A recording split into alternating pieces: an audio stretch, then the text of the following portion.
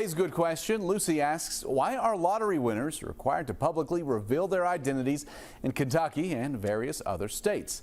Well, those winners don't have to reveal themselves, but if someone asks, the Kentucky Lottery is required to share that information. That's because they are subject to open records laws.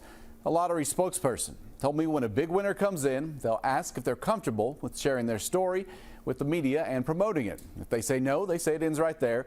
But if they're comfortable, they'll take photos and send us a press release about that win.